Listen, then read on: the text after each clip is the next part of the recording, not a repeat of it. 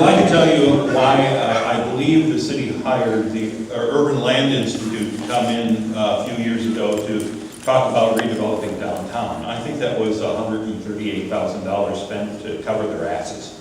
Yeah. Because the Urban Land Institute, they had a big presentation in front of the city, and they said, listen, we've read all the 10 other reports that you've commissioned. Those are all good. Just do that.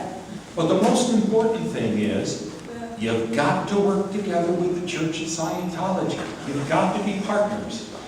And I think it was just a way for the city to say, oh, well, there you go. Now we have an excuse to really try to bond a relationship. But what happened when they tried? The city announced the Imagine Clearwater project.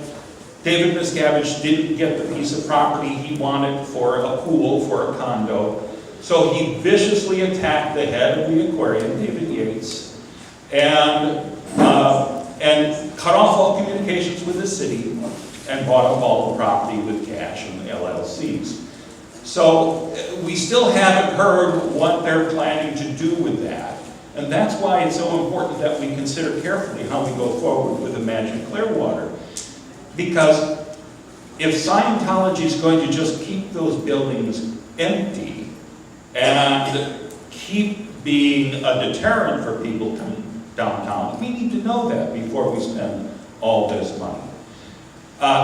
David Miscavige offered, if he could get that piece of land, that he would bring in a movie theater and a nightclub. He and Tom Cruise would be behind that, and he personally would bring in all of these businesses that Scientology has scared away for decades.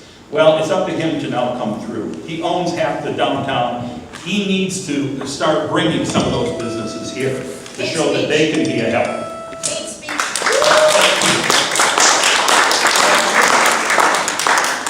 Mr. Santana.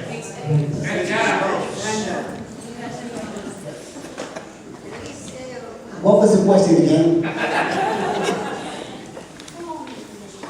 In the past, the city has hired consultants, ignored the recommendations, and hired yet another group of consultants to review the same task.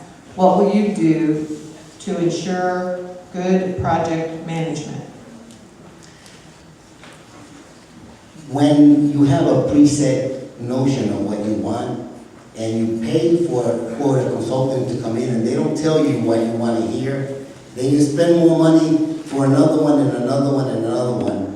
And I think that this is the loop back that we have.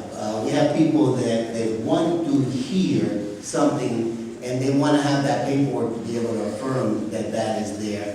And we need to cut that off. If we internally don't have the expertise to be able to come up with what is reasonable and rational, that's when we hire an expert to come in and consult, but not to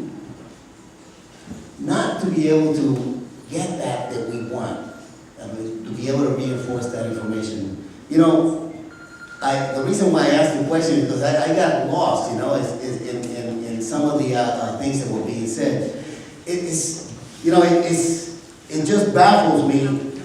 It just baffles me, you know, that our city, if we have somebody that is in our city that in the city council is going to be able to have the city bankrupt, because we're going to have a huge amount of money to be able to protect our citizens and to be able to, all of the money that we have for the parks department, all the money we have for all of the infrastructure is going to go away in order to pay for legal attorneys to be able to protect our city because of the attacks that are being done by individuals that only have one thing in mind, and that is to have a reality show. I am not here to be able to promote a reality show. I'm here to be able to live my life and that of my children.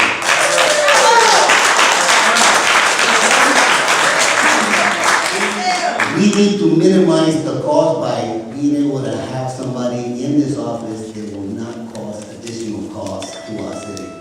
All right.